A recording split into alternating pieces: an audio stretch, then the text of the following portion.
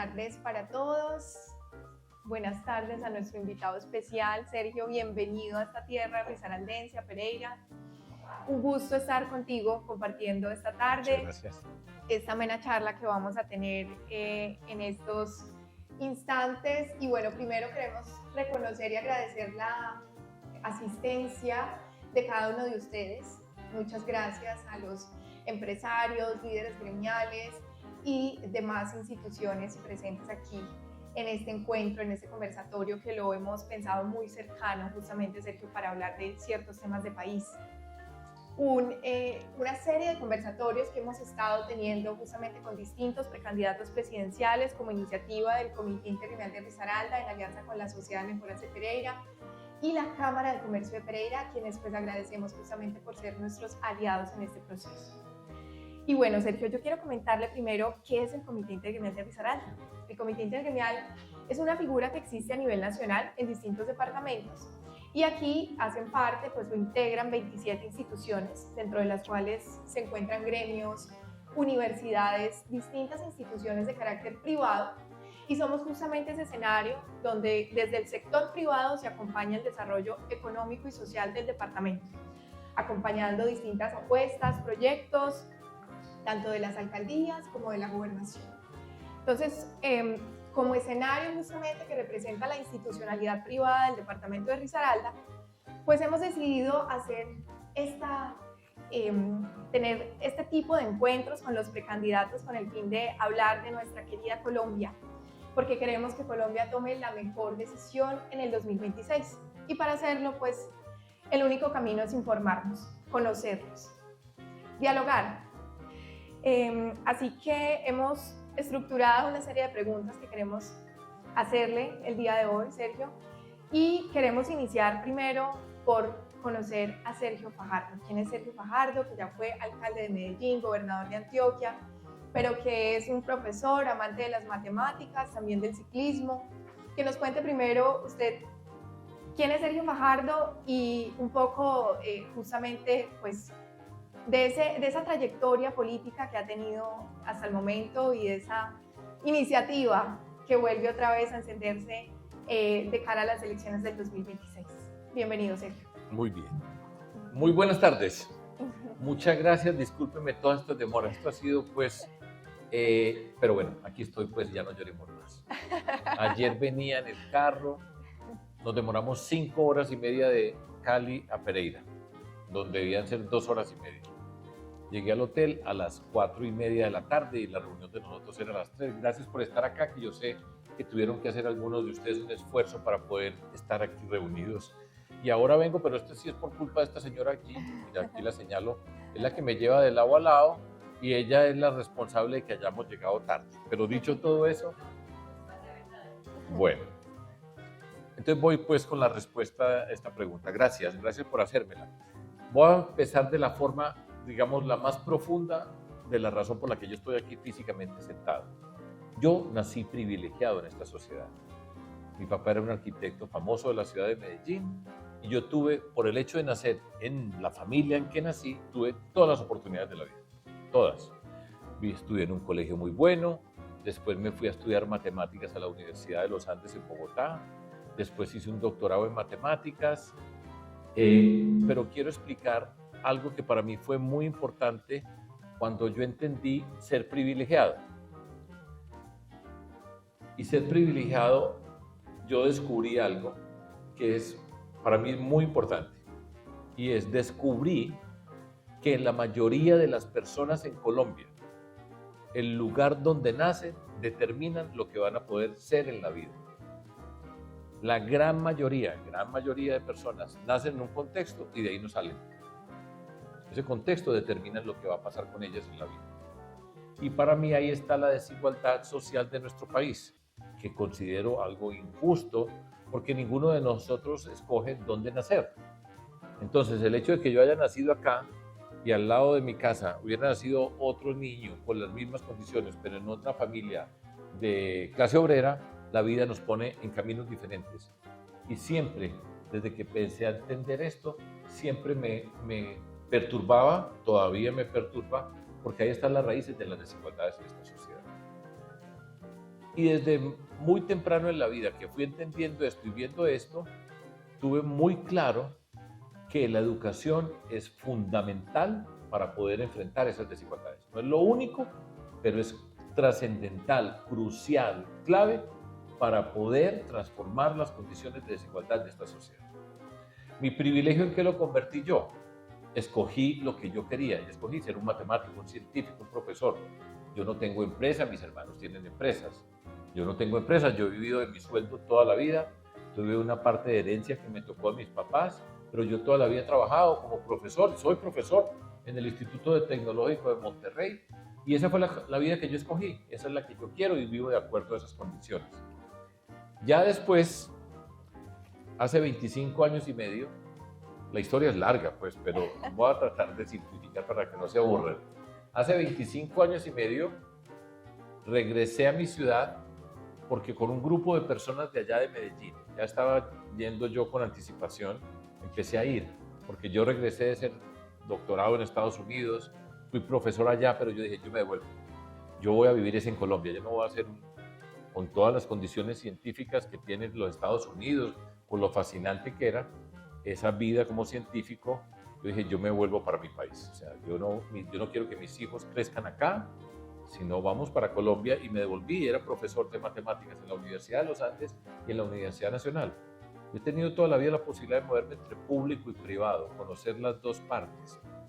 Y para hacer la historia corta, en el año 2000, en enero del año 2000, con un grupo de personas amigas en Medellín, de las organizaciones sociales, de las ONG, del mundo académico, mi mundo original, del mundo de la cultura, del mundo del emprendimiento, algunas personas del mundo de la empresa, nos juntamos y construimos un movimiento político cívico, independiente, alternativo, y les digo 3 palabras acerca de ese movimiento, y aquí estoy yo desde ese momento. Lo primero, nosotros, empiezo con esto, yo vivía en Bogotá y vi cómo Antanas Mockus fue alcalde de Bogotá. Yo era profesor también en la Universidad Nacional, ya les dije, y vi que Bogotá, con Antanas Mockus, sufrió un cambio extraordinario, lo que pasó allá en Bogotá. Y la lección más importante para mí de Antanas Mockus fue, se puede hacer política diferente. Con esa inspiración, yo me fui a Medellín y, convocando ese grupo de personas de diferentes sectores, nos propusimos participar en política, construir un movimiento cívico independiente alternativo. Tomamos la decisión de participar en política, dejamos a un lado todo el malestar que manteníamos con la estructura política.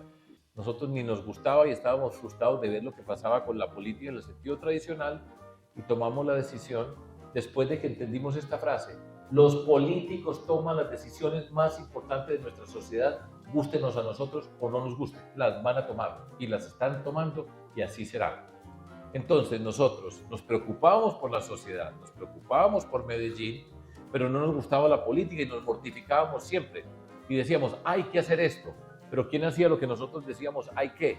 Y ahí fue cuando entendimos, y yo lideré ese movimiento, y dijimos, vamos a participar en política, vamos a organizar un movimiento cívico independiente, vamos a participar en elecciones, nos vamos a ganar esas elecciones y vamos a cambiar a Medellín. Ese fue el origen.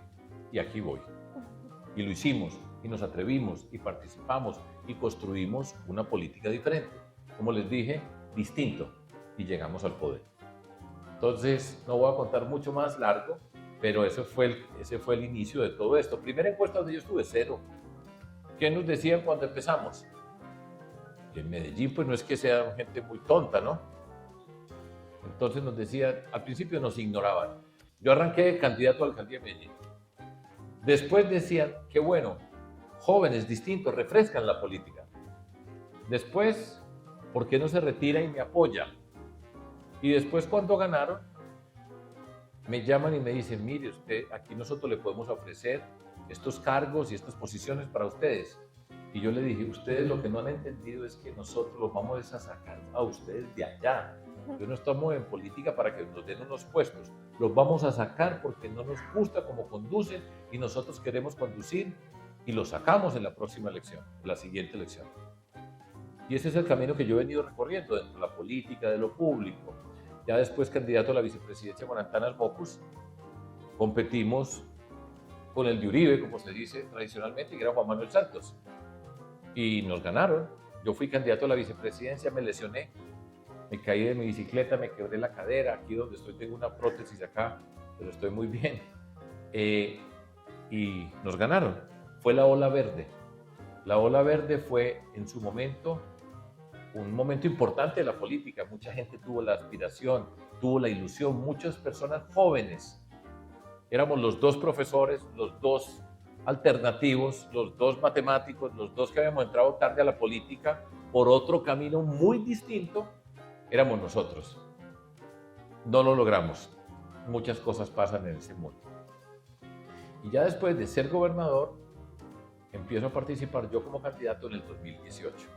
En el 2018 hicimos una coalición, yo escogí a Claudia López para que fuera mi candidata a la vicepresidenta, mi fórmula vicepresidencial, y teníamos nosotros, Jorge Robledo encabezaba una lista al Congreso de parte del Polo Democrático y Antanas Mocus encabezaba otra lista al Congreso con la Alianza Verde. Casi, por 200.000 votos yo no pasé a la segunda vuelta y ganaba. Bueno, muchas razones. No voy a ponerme a hablar a eso, a no ser de que alguien me pregunta y quiera que le diga. Y después, en el 2022, fatal. La coalición Centro Esperanza, fatal. Yo iba a escribir un libro explicando, Jimena, el 2018 y 2022, pero tomé una decisión de la cual me alegro, y la decisión fue, yo no me voy a poner a hablar de otras personas. Yo no me voy a poner a escribir cosas, a empezar a contar cosas muy malucas, que viví yo dentro de ese contexto. Entonces dije, pues yo lo que me voy a preocupar es por mí.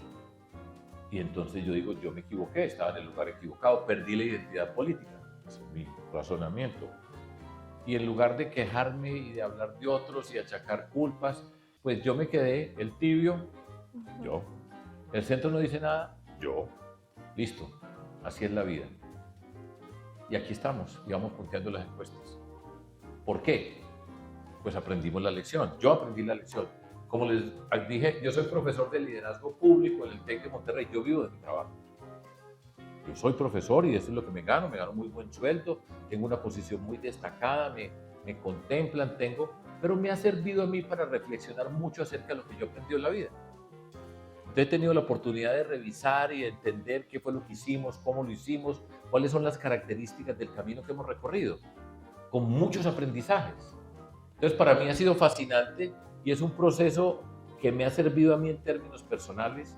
Estoy en paz, estoy contento, tengo la convicción más grande que nunca, aprendí de todas las circunstancias que enfrentamos y como les digo, lo primero que aprendí es asuma mi responsabilidad y no me preocupe por estar repartiendo responsabilidades.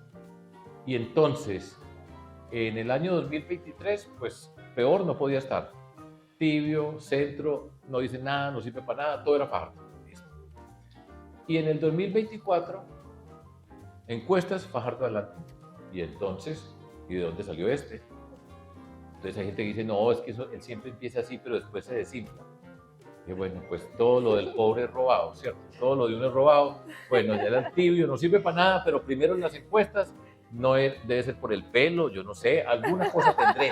Es muy agradable, debe ser. Pero lo que es que no, yo particularmente me he transformado, he aprendido muchas cosas, entré al mundo digital, aprendí a hablar diferente, con otro tono, en otra condición, y poco a poco, con resiliencia, persistir. No se preocupe, yo no me mortifico porque digan todo eso, el ego de Fajardo, tibio, no dice nada, todo eso a mí no me mortifica. Dele, y aquí vamos. Y voy a ser el presidente de Colombia el año entrante. Ese es el camino recorrido. Muchos aprendizajes dentro de todo esto. Estoy dispuesto, por supuesto, a conversar. Si quieres, tú me haces las preguntas. Claro. De pronto respondo una, la cambio de otra manera, porque quiero compartir cosas con ustedes, pero vamos a ver qué preguntas me van a hacer. Muchas gracias por estar acá y me da mucho gusto. Mil gracias, Sergio.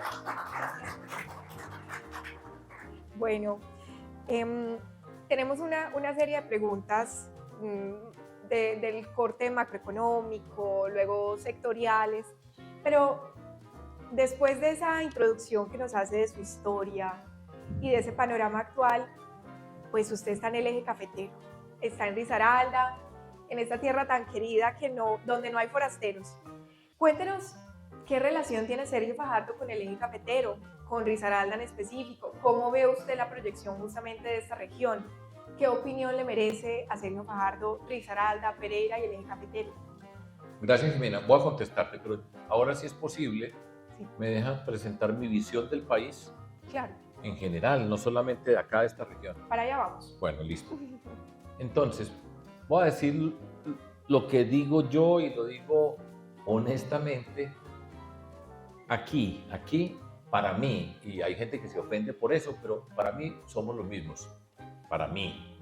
Cuando digo somos los mismos países. Yo vengo a Pereira y es, ya lo he dicho, una Medellín chiquita. No es porque, pues por supuesto tiene mucho menos habitantes, pero como es la gente. Yo recuerdo muy bien a Medellín en otras circunstancias. Eso lo siento. Ese es el único lugar del mundo donde yo puedo decir eso. No lo digo en Manizales, no lo digo en Armenia, es en Pereira. No se molesten por eso, porque hay gente que le da pereza que digan que son paisas, pues a mí no me da pena ser paisa, ¿sí? Pero aquí, en esta tierra es donde yo más lo he sentido en la vida y no hay más. O sea, yo he estado en muchas partes del mundo, pero eso siento. Entonces, en términos personales, es sentirme en la casa, es sentir con la gente, pues esto es la familia. Yo he ido por muchos lados, yo soy un país universal. Yo digo que yo soy un país universal. Pero aquí, repito, ese es el lugar. Entonces, siento afecto. Yo he venido acá hace muchos años. Yo fui miembro de Colciencias. Yo no sé si hay alguna de ustedes que esté aquí desde que yo vine la primera vez. Yo tengo 69 años hoy, pero la primera vez que yo vine, me acuerdo, pues en el sentido público de alguna manera era de Colciencias, Consejo de Competitividad Regional, y yo venía aquí a Risaralda. Me acuerdo que, ¿sabe con quién trabajamos? Con Bernardo Moreno. ¿Ustedes recuerdan a Bernardo Moreno? Era el Consejo Regional de Ciencia y Tecnología. Desde esa época vengo, que nunca me imaginé que yo iba a estar en estas condiciones, y siempre ha sido pues ese lugar que yo tengo afecto.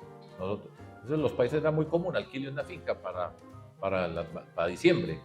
Una finca en la Virginia. Y recuerdo que allá había, vamos a ver pues las personas mayores, que me da pena pues yo era tan viejito, pero había la finca de los Emura, unos japoneses que tenían y sembraban allá, y me acuerdo lo que nosotros jugábamos, paseábamos, aquí era delicioso. Y me acuerdo de esto, y ya termino pues ya de estar haciendo añoranzas, me acuerdo cuando nos íbamos desde la Virginia, esto pues hoy no lo haría nunca, era en un picó y atrás, todos íbamos atrás. Hoy pues lo meten a uno a la cárcel si lleva unos muchachitos atrás en un picó, todo el mundo, no se muevan, estén quietos y dele. Y me acuerdo yendo a los termales en Santa Rosa. Todos esos son recuerdos que yo traigo. ¿Para qué me preguntaste qué sentía yo aquí? De eso se trata. Pero eso tiene que ver con eso, y siento ese espíritu. Pues estuvimos con la Sociedad de Mejoras Públicas. Repito, es el mismo espíritu. Hay un sentido de pertenencia, hay un orgullo de ser de acá, hay una disposición a juntarse más que en otros lugares. Eso es lo que yo siento, y creo pues dentro de este contexto que es un lugar que además tiene una condición especial dentro de la ubicación geográfica, con la cultura de Pereira, que es muy distinta a Manizales. Ustedes saben eso. Ustedes tienen su disputa gigantesca, muy distinta a Armenia, y este es un lugar pues que está ubicado en un sitio que es el sitio clave, o un sitio clave de la competitividad de Colombia. Lo que pasa por acá, lo que significa Pereira como un centro logístico especial, con Puerto Antioquia, que lo empezamos a hacer cuando yo era gobernador de Antioquia. Desde allá va a venir, va a ser maravilloso. Ya pues está medio funcionando todo, estamos a un paso pues de unas cuantas cosas. El gobierno nacional paralizó, obstruyó que se terminara rápido pues esa autopista, pero viene desde allá, llega a Santa Fe de Antioquia, voltea a mano derecha, se viene por la ribera del río Cauca y llega aquí, y después de acá para Buenaventura. Eso es una conexión espectacular, y aquí van a pasar muchas cosas. Entonces tiene sentido hablar del tren, todo eso tiene sentido acá, y eso por supuesto tiene una implicación para el mundo académico. Aquí hay una riqueza también, y me gusta ese sentido de pertenencia, de admiración por la Universidad Tecnológica de Pereira. siento que aquí la quieren. Nosotros tenemos la Universidad de Antioquia, que es un orgullo para nosotros, donde cuando yo veo a las personas que dicen, yo me siento orgulloso de haber estudiado en la tecnológica, en fin, todo eso hace parte de una identidad cultural, y al mismo tiempo aquí, con esto termino, yo creo que en este lugar es el lugar que tenemos en Colombia para demostrar cómo se puede trabajar juntos. Y yo entiendo pues las rivalidades, el viejo Caldas, la división, todo eso hace parte pues de las historias de nosotros. Pero si nosotros somos capaces aquí en el eje cafetero, incluyendo al Tolima, pues hacer el proyecto turístico que se puede hacer acá, que ustedes lo han discutido, que lo saben hacer desde acá hasta el Parque de los Nevados, eso sería un gran ejemplo para Colombia. El director de planeación, el que trabajaba con Petro, que se retiró, él decía, es que en Colombia no hay proyectos, hay proyecticos, cada quien hace sus proyectos. Este proyecto sería el proyecto para Colombia, mostrar.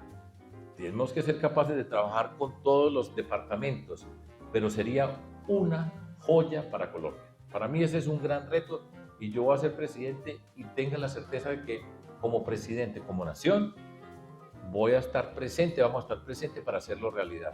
Entonces, ayer me decía, el de Santa Rosa tiene unas cosas especiales y vamos a verlos todos. Yo diría que pongan también al suroeste antioqueño, que es también de este mismo espíritu. Pero bueno, eso ya es un comercial. Gracias, Sergio. Bueno, usted nombra algo y es rivalidades. Yo creo que esa palabra, en lo que concierne a Caldas, cada vez va quedando más atrás. Las nuevas generaciones justamente estamos trabajando para que eso ya sea parte de la historia, que igual honramos, claro que sí, pero que ya hoy el panorama es distinto. Realmente esa rivalidad cada vez se siente menos, y lo que estamos haciendo es trabajar en conjunto. Así que usted ya está en una nueva Risaralda, en un nuevo eje cafetero, y estamos justamente uniéndonos a través de muchos proyectos que ahorita le comentaremos, como lo es, por ejemplo, la IP Conexión Centro, donde los 3 departamentos estamos unidos trabajando en pro de ese proyecto para sacarlo adelante. También ayer justamente se reunieron distintos gobernadores, donde estuvo el gobernador de Antioquia, el gobernador de Caldas, el gobernador de Risaralda, con el objetivo de que el tren que tenemos de Occidente, que viene justamente de Buenaventura, pues como tenemos un ramal que finaliza aquí en Caimalito, contiguo a nuestra zona franca, pues el proyecto es que este ramal continúe y justamente nos lleve hacia Puerto Antioquia, porque ese puerto para nosotros es sumamente importante. Entra ya justamente en funcionamiento en noviembre de este año, y para hacernos todos una imagen, pues nosotros tenemos a Buenaventura a 400 kilómetros y este puerto lo tenemos a 500 kilómetros, ¿cierto? Entonces digamos que la cercanía es bastante interesante, nos acerca muchísimo el Caribe al centro, y es un proyecto que definitivamente lo sentimos propio, no lo sentimos como es el puerto de Antioquia, no es el puerto de todos, ¿sí? Así que bueno, Sergio, ahora entrando más en materia macroeconómica, hablemos del crecimiento económico del país. Después de pandemia evidenciamos, por supuesto, un crecimiento importante del 10, del 7. Luego, con el cambio de gobierno cayó considerablemente ese crecimiento, por menos del 1%. Ahorita estamos proyectando cerrar este año con un 2.5% aproximadamente como crecimiento como país. Un crecimiento que no es suficiente al ver los crecimientos proyectados de los vecinos de América Latina, y sabemos que Colombia es un país que da para crecer muchísimo más. Ese crecimiento pues está básicamente sostenido por el buen comportamiento del café, no solamente en producción sino en precio, pero también el buen comportamiento de las remesas, pero también la resiliencia de los empresarios, del sector productivo, de los inversionistas, pues que están esperando un panorama diferente en el 2026. Adicionalmente al tema de crecimiento económico, hablemos del mercado laboral. Acabamos de tener una reforma laboral pues, en la cual nosotros como gremios, empresarios, nos manifestamos, dijimos, esto es una reforma que no se ocupa de la población desempleada ni informal, ni incentiva la generación de empleo, ni incentiva la disminución de la informalidad, por el contrario, incentiva lo contrario justamente. También desincentiva de cierta manera pues, los contratos de aprendizaje del SENA. Y recientemente tuvimos la noticia que somos el tercer país de la OCDE con mayor desempleo. ¿cierto? Entonces, ¿cómo ve usted justamente, pues, de cara al próximo año, los retos que usted recibiría como gobernante, como presidente de este país? ¿Cuál debe ser la premisa para el crecimiento económico de Colombia, para la generación de empleo? Porque usted ha tenido distintos pronunciamientos hablando de la diversificación sostenible, justamente de ciertas estrategias para generar empleo formal. También ha hablado mucho de la ciencia, la tecnología y la educación, pues justamente por su trayectoria y lo que ahorita nos comentaba. Entonces, coméntenos cómo ve usted ese panorama de crecimiento de Colombia a partir del próximo año. Miren, voy a hacer un análisis. Yo soy político, pero voy a hacer un análisis en un contexto de esta naturaleza. Y lo voy a plantear en términos paradójicos. Entonces, el país va a crecer el 2.6%. Eso, comparado con lo que teníamos el año pasado, es un crecimiento razonable. No es lo ideal, con eso no vamos a salir de donde estamos, pero hay un crecimiento. La inflación ya está llegando a la franja razonable dentro de los estándares del Banco de la República. El desempleo ha venido disminuyendo. Entonces, estamos en una discusión política y le dicen, mire, estamos creciendo así, el desempleo está bajando, la inflación está bajando, hoy dieron el DANE hoy o ayer dio las cifras, la pobreza ha disminuido. Entonces, ¿qué es lo que se queja usted? Entonces, si usted se encuentra con una persona del gobierno, le dice exactamente eso. Entonces yo le digo, bueno, ese crecimiento está asociado con la agricultura, con el café, que ha sido un gran factor de mejoramiento de la condición económica del país, etc. Y la pregunta es, bueno, y si eso es así, entonces ¿cuál es el problema? Eso va a ser parte de la discusión política. A ver, diga qué es lo que le molesta pues de tener el desempleo más bajo desde yo no sé hace cuánto tiempo, la pobreza más baja desde hace cuánto tiempo. Todo eso está asociado con varios factores para pegar este contexto político. Pero hay uno que es muy importante, que es muy difícil de explicar en política, es la inversión. Entonces, la inversión ha disminuido, o es la peor inversión, la cifra de inversión en yo no sé cuántas décadas. Es la inversión. Salga usted y explique afuera en la calle y explique que la inversión ha caído de esa manera y que eso es un problema para Colombia. Si usted me puede enseñar cómo explicarlo, por favor enséñeme. Sabemos que si no hay esa inversión, por supuesto el crecimiento no va a levantar y ese crecimiento no va a pasar del 2.6, pero lo digo para que piensen, yo estoy hablando como político aquí, el coordinador temático, el coordinador programático de la campaña mía es Juan José Chavarría, que era el gerente del Banco de la República. O sea, él fue el gerente del Banco de la República. Pero la pregunta entonces es, ¿cómo manejamos esos temas? ¿Cómo muestra usted que este gobierno no ha sido capaz de ejecutar los recursos por la polarización, por el contexto de miedo, rabia, tristezas, incertidumbre que tiene hoy Colombia? Y vamos a llegar a gobernar y tenemos que sanar esa Colombia con esa polarización. Y por eso yo he dicho que se necesita un gobierno que sea capaz de convocar izquierda, centro, derecha, para usar esa clasificación política para sanar a Colombia. De lo contrario, a nosotros nos espera un polvorín, una cantidad de estallidos sociales si no somos capaces de entender la dimensión que hay. Y hay gente que piensa que es que hay que volver a la derecha porque tenemos que meterle mano dura, y le digo, nunca se les olvide, nunca. Ahora me preguntaba un empresario muy destacado de acá de Pereira, decía, nunca se les olviden los problemas sociales que tiene Colombia. Ignorar ese tema social, como fue el gobierno del presidente Duque, que no tenía ni malicia para gobernar, es mi opinión. Discúlpenme los que se sientan, pues no me disculpan, es una opinión. ¿Sí? Si tuviéramos tenido un presidente que estuviera preparado para gobernar, no hubiera ocurrido el estallido social que ocurrió, para manejarlo, entenderlo. Entonces nosotros enfrentamos fiscal, dificilísimo, pero ese es fácil comparado con el otro. El social, las condiciones que están en las circunstancias que estamos, y tenemos que ganar de manera contundente en las elecciones. Esto no va a ser por 20.000 votos de diferencia para ganar, porque estamos en un contexto de una confrontación social que puede ser muy seria. Entonces hay que entender la dimensión social de todo esto. porque yo me encuentro con economistas que dan las soluciones. Tiene que eliminar ministerios, saque gente, etcétera, muchas cosas de ese estilo.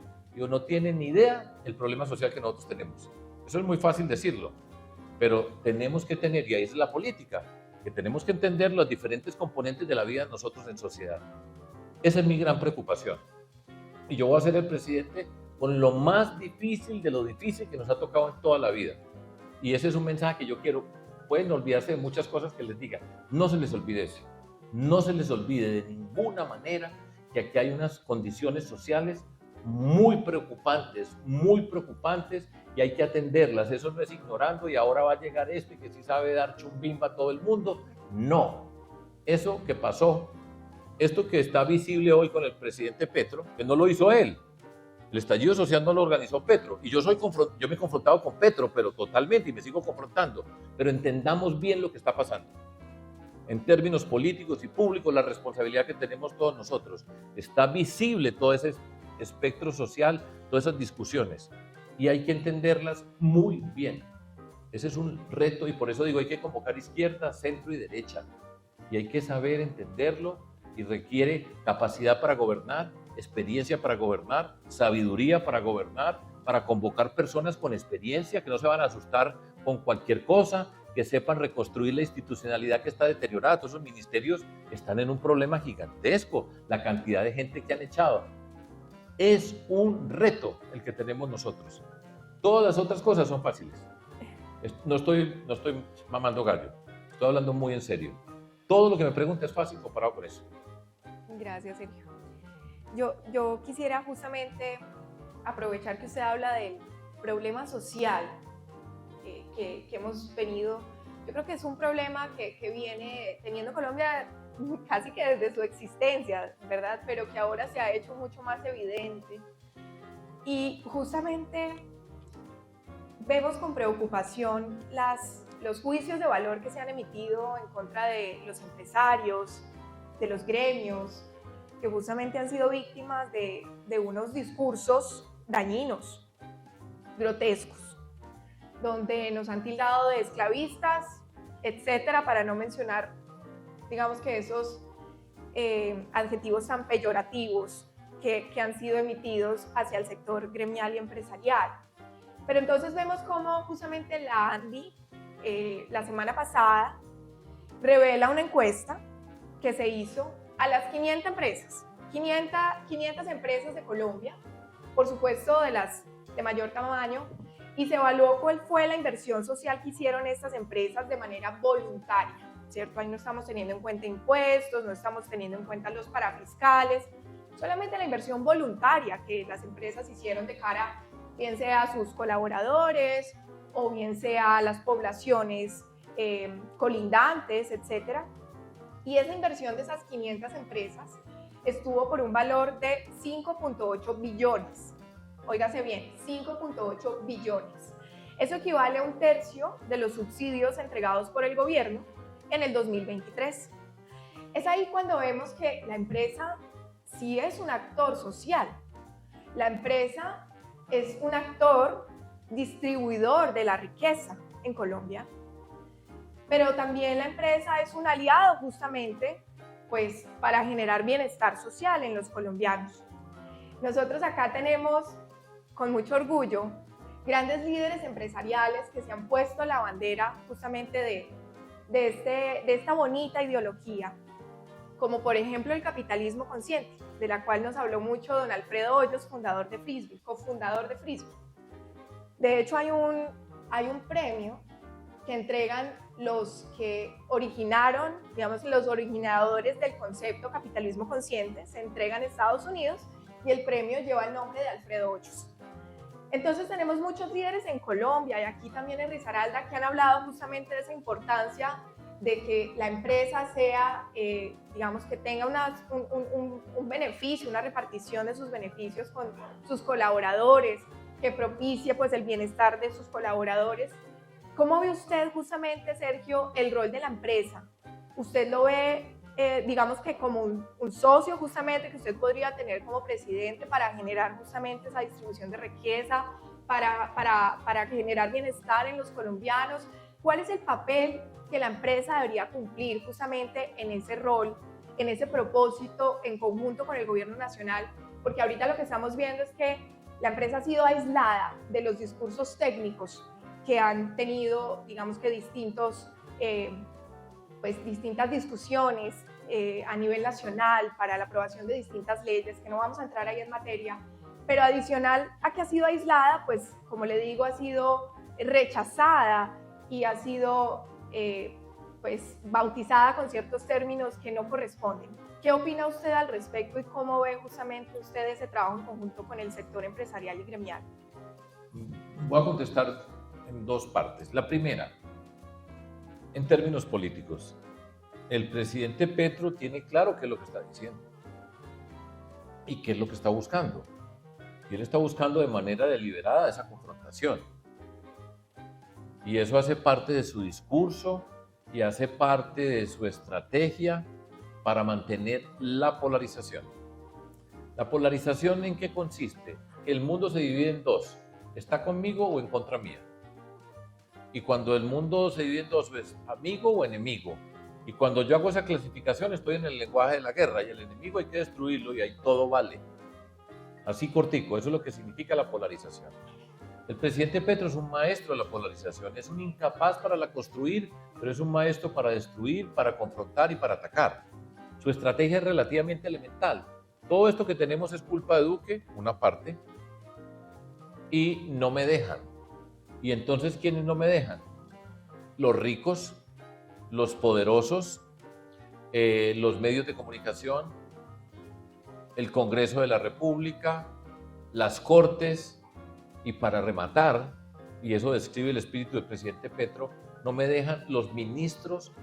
Cuando yo veo un consejo de ministros de eso, yo me indigno profundamente cómo le está diciendo, ustedes no sirven para nada, me están haciendo trampa, no saben el plan de desarrollo, no saben lo que estamos haciendo, parecen ministros de Duque, el presidente de la República, a los que él escogió. Entonces, esa es su estrategia, confrontar y tener unos enemigos. El presidente Petro, esto es importante entenderlo, entonces la gente dice, pero ¿cómo es posible que haya 30%, supongamos que es el 30%, que vote por él y lo siga queriendo? ¿Ustedes con quién hablan? Pues hablan personas como acá, que ninguno está, pues puede que alguno esté con Petro, pero diga, pero miren lo que está haciendo, miren los discursos, miren las barbaridades que dice, ¿cómo es posible? Pero él llega y se acerca a personas que tienen un malestar muy grande. Y entonces él es capaz y tiene esa capacidad de acercarse a personas que tienen un malestar muy grande y les dice, el malestar, la condición en la que usted está, es por culpa de estos. Eso es la estrategia. Eso no es un accidente, repito, es deliberado. Y tiene la capacidad de acercarse. Y hay gente que le cree, y hay gente que lo quiere. Yo no. Y repito, yo soy el que he votado en blanco y me he enfrentado con él públicamente. Y no tengo, por supuesto, ninguna simpatía, pero yo tengo que entender. Es importante que entendamos lo que está pasando para saber cómo vamos a actuar y cómo resolvemos los temas. Y entonces él tiene esa conexión y la mantiene viva. Él no está hablando para ustedes aquí, pero está hablando para muchas personas y eso es el que les dicen, no lo dejan, y le creen que no lo dejan. El presidente Petro llega a Quibdó y dice, ¿cómo así que no han hecho el acueducto? Pero yo no les dije que lo hicieran. A mí me dan ganas ¿de qué? Bueno, ustedes imagínense algo. Llega aquí, no les dije que lo hiciera, pero ¿qué es este gobierno? Y la gente cree que el pobre presidente, que la gente que está al lado, los que él nombró, a los que él tendría que haberse preparado, voy para Quibdó, en qué va, qué no está, y a él no le importa nada de eso y dice, no les dije, qué vergüenza.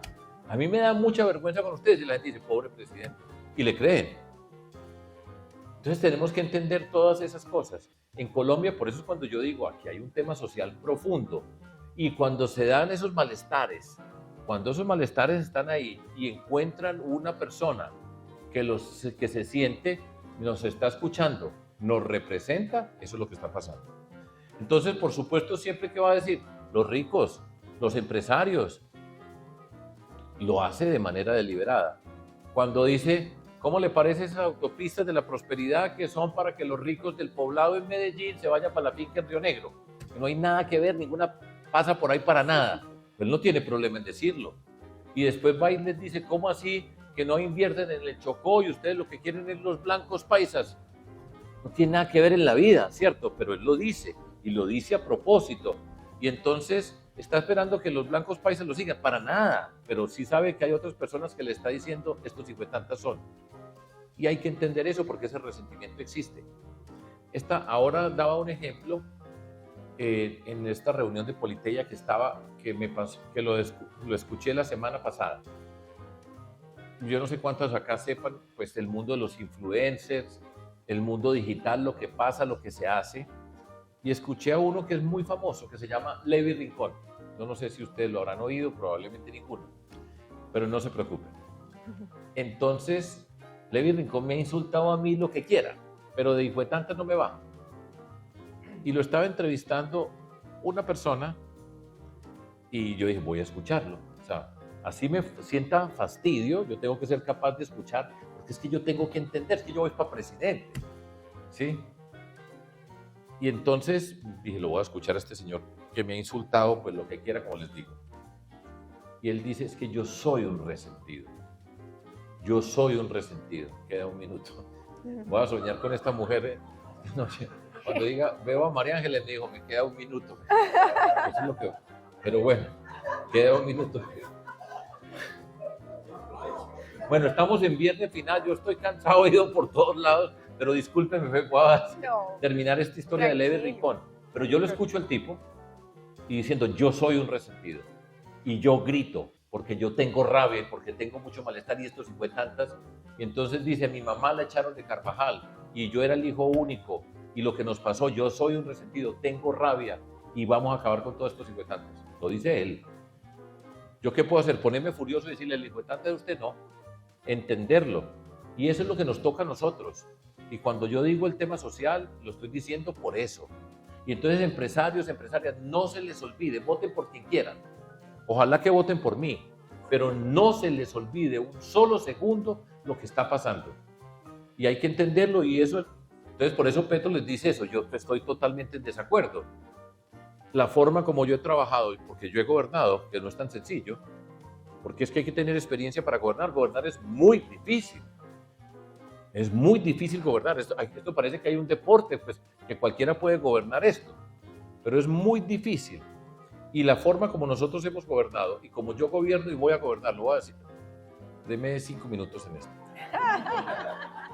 La forma como hemos gobernado, yo voy a gobernar es la siguiente. Primero, con todo departamento y con todo municipio, vamos a hacer el plan de trabajo. Gobierno nacional, gobierno departamental de Risaralda, Quinchía. En cada uno vamos a tener, estos son los proyectos que vamos a hacer, estos son, entonces estamos en, ¿cuál es el proyecto más importante acá que quieren que ponen de primero? IP Conexión Centro, Vías del Samán, PETAR, Hospital de Cuarto Nivel. Hospital de Cuarto Nivel. Entonces lo hacemos, decimos, estos son, mira, aquí están. Este y este, su responsabilidad es esta, la del gobierno nacional es esta, quienes participan, cada uno tiene una responsabilidad, no se va a perder un peso aquí en lo que estamos haciendo y le vamos a hacer seguimiento. Cada 3 meses revisamos en qué estamos y vamos a poner la cara y para decir en qué está público. Todo esto lo vamos a hacer público. Y con cada municipio decir, bueno, cuáles son los proyectos dentro de los que nosotros tengamos, los que tengan la alcaldía, la gobernación, cómo participamos todos y cada uno en esto. Y vamos a arrancar desde el primer día a hacer. Yo no voy a llegar allá, hay gente que dice, mire, llegue como Trump con 400 decretos. Le digo, yo no voy a llegar con 400 decretos, pero el día que arrancamos a trabajar de una vez con lo que tenemos. Eso es lo que voy a hacer, con lo que tenemos, empiece a moverse. Entonces, el hospital estamos en este punto, arranque a trabajar. Necesitamos revisar cómo va la interventoría, cuántos recursos se han tramitado, qué falta, qué no falta, cuánto pone de una vez, cómo lo hacemos y vamos a trabajarle y ustedes van a conformar el comité de seguimiento y el gobierno nacional va a participar en el comité de seguimiento. Plan Chocó de una que tenemos que hacer el plan Chocó inmediatamente y arrancamos 4 o 5 proyectos y trabajen. Este gobierno se ha pasado hablando de reformas y discute y no ha hecho nada de transformar la vida de las personas. Con lo que tenemos se puede hacer muchísimo. Yo sé hacerlo. Arme los equipos, conviértalos en proyectos estratégicos. ¿Quién es la cabeza de cada proyecto estratégico? ¿Qué responsabilidad tienen? Nos ven todo el tiempo nos van a estar viendo y arranca a trabajar. Y cambiamos el espíritu de este país, porque las comunidades pues están sufriendo, la vida no se les ha transformado realmente. Pues yo vengo de Buenaventura, lo que le han prometido siempre y nunca le han cumplido. Entonces tenemos que romper con esa inercia en la que estamos y empiece a mostrar para ir ganando terreno, para ir mostrando que las cosas se pueden hacer y que nosotros las podemos hacer de manera transparente, constructiva, convocando a todo el mundo para trabajar acá. Eso lo tenemos que hacer, así voy a gobernar yo. Ese es el primer punto. ¿Y por qué es eso? Yo fui gobernador de Antioquia. En Antioquia hay 125 municipios, en Risaralda 14. Y cuando yo gané las elecciones como gobernador, saqué cerca de 1 millón de votos, pero 120 alcaldías estaban en contra mía. ¿Qué pasa ese fenómeno? Los alcaldes los eligen, pero las personas votan por otras personas, pues votaban por mí. Había 120 alcaldes de 125 en contra políticamente. Tenían terror. Cuando gané yo dijeron, ahora sí nos pegamos. Ahora llega este señor, nosotros que lo insultamos, que le dijimos de todo en la campaña, y ahora llega este señor y no nos va a pasar la plata, como es lo habitual. Cambiamos eso de una vez. Yo les dije, voy a trabajar con todos ustedes iguales. Y hicimos los acuerdos públicos municipales. Trabajamos, organizamos y con cada municipio teníamos, estos son los proyectos, la gobernación tiene esta obligación, la plata de regalías es esta, la plata que le toca poner al municipio es esto, va a participar la Universidad de Antioquia en esto, aquí estamos los que somos. Y con cada uno lo hicimos, con los 125, independientemente de que hubieran votado por mí, el mismo tratamiento. Y empezamos a trabajar. Entonces, tenía 3 diputados de 26, pero todos los pusimos a trabajar. Diputado, usted va a trabajar, venga, participe. No hacemos coalición, venga que tenemos que nombrar un contralor para que nos colabore, sino a trabajar todos. ¿Qué van a hacer congresistas de Risaralda? ¿Cómo vamos a trabajar con el eje cafetero? ¿Dónde están estos proyectos? ¿Ustedes qué pueden aportar? Y vamos a trabajar. Ese es el reto para mí político. Y les cambiamos la historia a este paseo. Y nos toca hacerlo. En lugar de estar peleando por allá a quién va a comprar para que le aprueben un proyecto, sino venga, trabaje. Sean quien sean, no me importa de qué partido son. Yo soy capaz de poner eso a un lado y decir, trabajamos y lo voy a respetar, así sea una persona que haya sido desagradable conmigo en términos políticos. Eso habla de ella, no de mí, y dele. Y así vamos a hacer acá. Muy bien, gracias por esa concepción de esa forma de trabajar que usted tiene, por compartirla. Yo sé que usted tiene vuelo ahorita, Sergio. Sí. Si mal no me dijeron.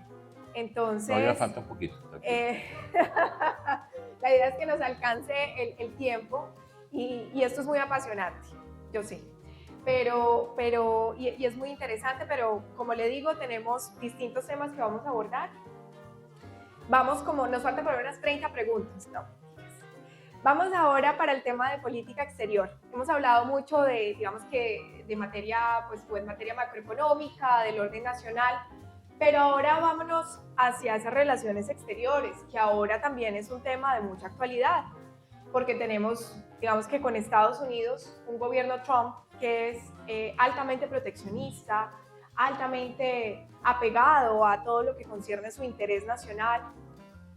La última noticia que tuvimos fue que se está proponiendo en el Congreso de los Estados Unidos reducir hasta en un 50% la ayuda que llega a Colombia, que no tiene que ver con seguridad, no. Todo lo que no tenga que ver con seguridad probablemente se va a reducir hasta en un 50%. Y han sido distintos los encuentros que hemos tenido y los altibajos que hemos tenido con el gobierno Trump. De igual forma, el gobierno Trump está esperando a que Colombia someta una propuesta para negociar esos aranceles que ahora tenemos el 10%, propuesta que no ha sido clara, no existe de hecho. Entonces, un poco es qué pasa en su gobierno de cara a las relaciones que se van a manejar con los Estados Unidos, también de cara a China. Importante, ahorita tuvimos esa visita del gobierno a China, donde se firma este acuerdo de cooperación con el fin de entrar a la ruta de la seda, pero también de cara a nuestro vecino Venezuela, donde acabamos de tener justamente este acuerdo reciente donde tenemos esta zona transnacional de paz, etcétera, pero también de cara a Israel, por ejemplo, que vemos cómo se acaba de prohibir la exportación justamente de carbón a Israel. ¿Cómo ve usted esa configuración de las relaciones exteriores de Colombia, esa cartera que es tan importante y que ha tomado mucha más importancia en los últimos días? Bueno, hay gente que dice, no hablemos más de Petro, pues que es el que está de presidente, es el que vamos a reemplazar y es la política. Yo no voy a hablar ahora de la exportación de aguacate Hass, que aquí en la región hay una buena cantidad de producción de aguacate Hass y la tenemos que exportar, y ojalá que en los Estados Unidos no nos vayan a subir los aranceles porque afectan directamente sus productos de exportación. Pero hay que hablar de estos temas que tú estás planteando. Realmente la solución general, las relaciones exteriores, como cualquier tipo de ministerio, requiere seriedad, requiere organización, requiere conocer el mundo, requiere entender cómo son las relaciones internacionales, requiere entender que nosotros estamos discutiendo y estamos participando desde los intereses de Colombia. Yo no tengo ninguna simpatía por el presidente Trump, y digo una razón para no tenerla: destruyendo universidades. Yo que vengo del mundo académico, la colaboración, lo que ha significado la investigación científica de los Estados Unidos para el mundo, es una de las grandes contribuciones que ha hecho en los Estados Unidos y que tiene su poder basado en el conocimiento, y están en esas disputas. Entonces yo no tengo simpatía personal, pero ese no es el problema. Ese es el presidente de los Estados Unidos, ese es como es, y con ese es el que tenemos que tratar, y tenemos que utilizar la inteligencia, la capacidad de todo esto. Todas esas relaciones entre los países y con los Estados Unidos llevamos mucho tiempo. Eso tiene un trabajo que han hecho muchas personas de establecer relaciones, establecer relaciones en el Congreso de la República. Hay congresistas con los que hay una relación desde hace mucho tiempo. Hay personas en la Secretaría de Estado con las cuales hay relaciones en el mundo empresarial. Y eso hay que cuidarlo, eso es un tesoro. Y eso requiere personas que no estén en el mundo de los micrófonos, sino en el mundo de la colaboración, de saber en qué comisión de las Naciones Unidas tienen que ir para defender los intereses de Colombia, cuál es el congresista que está interesado en estos temas de Colombia en el Comité de Relaciones Exteriores de los Estados Unidos, que tiene simpatía por Colombia y necesitamos que nos apoye. Eso es una construcción. Y eso es lo que se tiene que hacer en el tema de las relaciones exteriores, en principio con cualquier país. Yo estoy defendiendo los intereses de Colombia. Yo sé que con los Estados Unidos es el 30% de las exportaciones de Colombia van para los Estados Unidos. Y sé que si nos ponen los aranceles y nosotros rompemos relaciones o afectamos esas relaciones, el costo que vamos a pagar acá es altísimo. Entonces, desde esa perspectiva yo estoy actuando, estoy razonando, estoy articulando lo que tenemos que hacer nosotros. ¿Ustedes se imaginan cómo son las condiciones, las conversaciones de la Cancillería de Colombia con los Estados Unidos? Van cuatro cancilleres, y yo creo que son personas que no están preparadas para eso. Estamos hablando de aranceles, estamos hablando de relación con China, un Ministerio de Comercio Exterior que no tenía personas. O sea, nosotros no sabemos qué exportamos. Usted va allá y no hay una organización sobre cuáles son los productos para exportar, dónde está el trabajo para decir cuáles son los mercados a los cuales debemos establecer relaciones. Con China es muy importante establecerlas, pero no hay que establecerlas insultando a Trump para establecer relaciones con China. La tenemos que establecer. Chile la tiene, Perú lo tiene, todos los países latinoamericanos la tienen. Nuestra relación con los Estados Unidos es especial. Hemos sido el principal aliado de los Estados Unidos. No estamos en tiempo de decir qué horror el imperio, sino, repito, inteligencia para saber los intereses de mi país.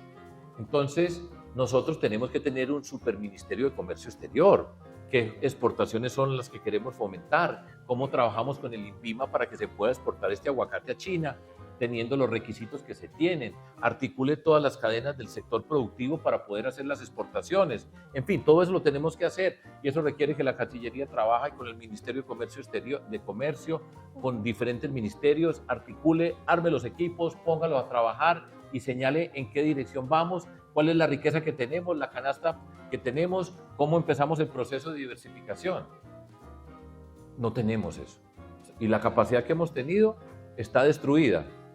Es un lío muy grande. Por eso es llegar a gobernar, explicar eso en términos generales, no da votos. Y dije, ¿de qué están hablando? ¿Usted cree que las personas comunes y corrientes están preocupadas porque haya habido 4 ministros? No, pero nosotros sabemos que si ha habido 4 ministros, el despelote que hay allá adentro es monumental. La destrucción de los equipos que hay allá adentro es gigantesca. Todo eso nos toca llegar a repararlo. Insisto, eso no da votos. Eso no se entiende en términos públicos. Ustedes pueden entenderme, pero de resto no. Y por eso tenemos que llegar con gente con experiencia para que sean capaces de organizar las instituciones que se han deteriorado. Esa es una parte grande del trabajo. Y esa es la forma como nos vamos a acercar a las relaciones exteriores. Lo mismo con Venezuela. Aquí donde estamos no sabemos bien qué fue lo que se firmó y qué es lo que significa ese acuerdo. Es muy raro, pero bueno, todo se puede discutir.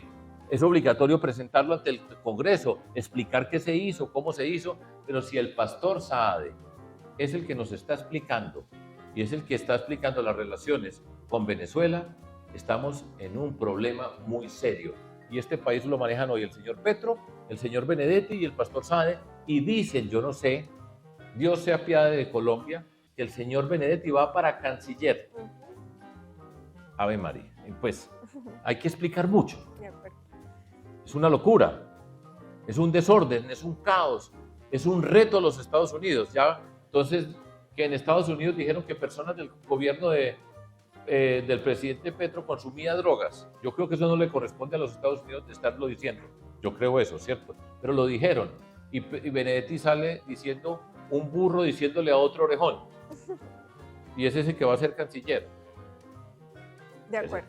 Entonces, con todas las relaciones, desde nuestros intereses, ¿cómo nos relacionamos? No es por mi simpatía política, no es por lo que yo crea o quisiera que estuviera el presidente en un lugar o en otro lugar, sino los intereses de Colombia. Y eso se necesita equipos, organización. Es muy dañino, es un costo muy alto, ya lo dije, todavía no me he puesto, falta un minuto. Es muy importante porque eso es una filigrana de relaciones que se van construyendo con el tiempo. Eso no es que llegué yo y ahora sí, pues en Estados Unidos están muy contentos conmigo, eso está construido. Y en adición a todo esto, pues yo tengo la compañía de la mejor canciller en la historia de Colombia, 8 años de canciller, que me ha enseñado muchísimo acerca de cómo se maneja todo eso. ¿Ya saben quién es? María Ángela Holguín, esa es mi señora. Pero bueno, entonces de esto hablamos todo el tiempo, pues no puedo salir a decir todas las cosas que hablamos, pero a mí me sirve también para entender muchas cosas. ¿Cómo era la relación con Venezuela? Ella fue canciller con Santos. ¿Cómo hicieron las relaciones? ¿Qué pasa con el uno, con el otro? La Unión Europea, que apoyó fuertemente la construcción del proceso de paz. Estuvo en las Naciones Unidas, la misión de las Naciones Unidas que acompaña el proceso de paz rindiendo un informe, porque tenemos un lío, porque el proceso de paz con las FARC no se ha desarrollado como se tenía que desarrollar. Y ahí hay recursos, dinero para esa plata de los Estados Unidos. Eso nos va a costar muchísimo. Con Israel, con Inglaterra y con los Estados Unidos, la inteligencia. Ellos son fundamentales para todo lo que es la inteligencia de la fuerza pública en Colombia. Primero hablemos de seguridad. Estamos como colombianos perdiendo la tranquilidad que habíamos ganado. Yo, por ejemplo, en mi historia, digamos, consciente, lo único que vi fue una Colombia que empezó a recuperar y a ganar terreno. Y en su momento mis papás me dijeron, ya podemos salir a viajar en carro. ¿Sí? Y yo solamente vi eso, un país que ganó y progresó en materia de seguridad. Hoy vemos justamente cómo se está retrocediendo, estamos perdiendo terreno y es evidente. Tan así es que los grupos armados han crecido entre un 30 y un 50%, se han expandido por distintas regiones del país. Hemos visto todos cómo ha sufrido el Catatumbo, por ejemplo, con esa crisis que tuvo. Pero, por ejemplo, aquí tampoco somos ajenos, Sergio. Aquí estamos teniendo una presencia que nos preocupa del Clan del Golfo y es un problema o un reto que compartimos justamente con Antioquia, con el Chocó, porque antes veíamos que eran unos corredores, pero ahora estamos viendo ya es presencia como tal de los grupos armados. En materia metropolitana, también en lo que concierne al área metropolitana de Risaralda, el área metropolitana de Centro Occidente, pues hemos visto un incremento del más del 140% en los homicidios respecto al año anterior. Esto es algo que tampoco estábamos acostumbrados a vivir aquí en el área metropolitana. Y adicionalmente en materia de coca, pues no es secreto para nadie que Colombia es la potencia mundial de la coca. Lastimosamente tenemos más del 60% de las plantaciones de coca en el mundo y es justamente los cultivos de coca los que han crecido más de un 50% justamente en los últimos años. ¿Cuál es su planteamiento en temas de seguridad? Revisando, digamos que los distintos planteamientos que usted da o los postulados que en su momento ha hecho, ha hablado justamente de críticas a la política de la paz total, ha hablado también de consolidar la fuerza pública, también ha mencionado programas de prevención de la violencia. Cuéntenos un poco más sobre este tema. Muy bien. Paz total, caos total. Nosotros, voy a decir la clave y después elaboro un poco más. Si no tenemos una fuerza pública sólida y fuerte, no podemos avanzar. Esa es una lección que ya está aprendida porque nosotros llevamos negociando desde 1982. Es que hemos pasado por muchas negociaciones. Y el concepto fundamental de una negociación es, usted saca a alguien de un espacio, ocupe ese espacio con la legalidad y garantice que estos no vuelven. Esa es la síntesis de lo que se busca en una negociación. Aquí se cometió un error gigantesco, porque con esa idea de ceses al fuego parciales, sacaron el ejército, pero los grupos criminales que estaban en ese territorio siguieron. No pelean con el ejército, sino pelean contra ellos, y hoy lo que tenemos es más disidencias de la que teníamos, y la condición en el territorio hoy está más grave que hace muchísimos años. En el Guaviare, por ejemplo, que no se habla mucho del Guaviare, queda lejos el Guaviare y poco se preocupa por el Guaviare. Hoy está en peor condición que con las FARC, porque las FARC era un poder único y ponía un orden, pero ahora tienen dos grupos que además están enfrentados, que vienen de las FARC. Estos son bandas criminales en el sentido del negocio del narcotráfico y la criminalidad, y hoy, por ejemplo, allá están censados, les ponen las reglas para hasta qué horas pueden salir, qué no pueden salir, por dónde pueden transitar. Es un horror lo que estamos viviendo y es un retroceso. El Catatumbo, ya no se habla de eso, como es normal en este gobierno, pero lo que está pasando en el Catatumbo, yo he averiguado, yo he llamado a las personas que están directamente involucradas allá y están igual de mal como estaban hace 2 meses, pero lo que pasa es que ya no habla nadie. Y así sucesivamente. Todo es el Chocó. El Chocó a nadie le importa en Colombia. Cuando digo, estoy exagerando, por supuesto, pero en términos políticos el Chocó está muy lejos. A lo único que le importa son a Risaralda y Antioquia. Un poco menos en Antioquia porque está en la selva, alrededor del Atrato, en ese límite que existe entre los dos departamentos. Pero el Chocó está por allá. Yo escuchaba esta madrugada a la gobernadora del Chocó. Esa pobre mujer siempre está llamando la atención. Están inundados. La Unidad Nacional de Gestión del Riesgo, el director dice que Petro no le pasa y que no le dan la plata en un país que está inundado, que tiene una cantidad de emergencias por todos lados. Están inundados y el ELN otro paro. Y aquí nadie se preocupa. ¿Cuántos paros van? Y hacen paro cada que les da la gana. ¿Y dónde está el ejército y dónde está la fuerza pública para confrontar alrededor de ese paro? El costo es para Risaralda. Y ustedes ya lo han señalado, y ya me lo han dicho en más de una ocasión. Están bajando el Clan del Golfo, que están el Clan del Golfo y el ELN en guerra ya. Esa guerra viene para Risaralda y va entrando al Valle del Cauca, a Buenaventura, con donde estuve yo pues antier, que es una situación calamitosa. Todo eso para describir y lo que tenemos que hacer nosotros, y es costoso, por eso en términos económicos es muy difícil. Fortalecer la fuerza pública. 3 acciones dentro de ese fortalecimiento. 1, la infraestructura operativa, la capacidad para reaccionar. Cerca del 70% de la información que yo tengo está obsoleta o está parada, porque no hicieron los contratos para hacer los mantenimientos que se tienen que hacer. Y es dramático ver que los grupos, por ejemplo en el Cauca, las disidencias de Mordisco, que se convirtió en un nombre común para todos nosotros, atacan con drones, y Colombia comprando aviones. de guerra. Y esto es con drones, tienen más tecnología que el ejército colombiano. Las disidencias. Entonces, tenemos que fortalecer la capacidad operativa del ejército y eso cuesta plata. La cantidad de personas que se han retirado. Esta semana yo estuve trabajando con el grupo de generales y coroneles retirados de la policía. Y en la policía se han retirado yo no sé cuántos, cerca de 75,000. Pero para tener un policía requiere un proceso de instrucción especial para poder que sean policías. Y vienen unos retiros, me decía, hoy una generación que cumple 25 años y se retira el año entrante. Necesitamos más policías. Una de las soluciones que ellos proponen es personas que ya se han jubilado de la policía, pero pueden trabajar, traerlos, hagan trabajo administrativo y pongan el resto de los policías que estén en acción en la calle, para ponerlo en términos más naturales. Necesitamos más soldados, más policías, con urgencia. Tenemos que articular el trabajo conjunto de las fuerzas.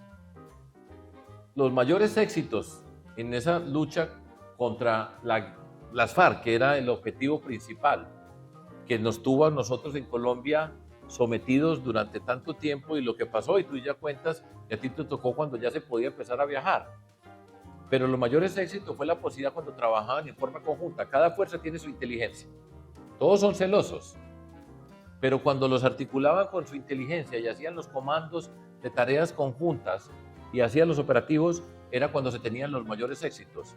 Y eso tiene que ver con algo que no da votos, porque no suena muy duro, porque creen que el que más grite es el que nos va a proteger a nosotros, porque es valiente, porque insulta y porque dice vamos a acabar con todas esas ratas y los vamos a seguir hasta que se mueran todos. La inteligencia es la clave. Cómo se investiga, cómo se infiltran, cómo reconocen esas redes y esos poderes que tienen para articularlo. Esa inteligencia está totalmente dividida hoy. La tenemos que volver a recuperar. Ahí aparecen Inglaterra, Estados Unidos, Israel, países que nos han ayudado a construir esa inteligencia y que sin duda nosotros nos hemos destacado. Hay que recuperarla, la tenemos que recuperar. Todo esto para articular y tener una fuerza pública sólida. Si no es fuerte, no podemos llegar. El Estado tiene que llegar. Yo leía una entrevista con el comandante general de la fuerza pública, de las fuerzas militares, el general Celis, la leía en El Tiempo ayer o ayer. Y él decía, el general, decía, mire, nosotros podemos estar ahí, pero si no tenemos las intervenciones sociales, este problema nunca lo vamos a resolver. Tenemos que llegar que la fuerza pública esté ahí, que esté ahí no reaccionando cada que pasa algo, sino que tenga una presencia permanente, y con eso vamos llegando a hacer las intervenciones sociales que se tienen que hacer. Los procesos de sustitución de cultivos, de vías terciarias, en fin, todo eso que se tiene que hacer, pero requiere la fuerza pública sólida. Esa es la obligación. Y en temas de inseguridad ciudadana, lo que está pasando en Pereira es muy dramático y es muy importante que ustedes lo pongan el grito en el cielo, porque van en 133 homicidios acá y van a batir, ya les faltan no sé cuántos para el récord de, va a ser el año más violento en la historia de Pereira, por lo menos reciente. Y eso no se pueden hacer los locos. Es muy serio lo que está pasando. Y ese tema de la inseguridad ciudadana tiene varios componentes. Hay una componente que es muy seria en toda Colombia, porque esto va creciendo por toda Colombia, la extorsión. Es impresionante el efecto de la extorsión por todo el país. La extorsión, la mayoría viene de la cárcel.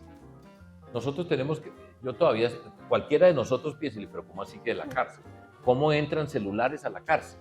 ¿Cómo hacen desde allá? Están extorsionando a la gente y a usted lo llama y le dice, mire, su nieta está en tal colegio, hágame el favor y me lleva tantos millones a tal parte.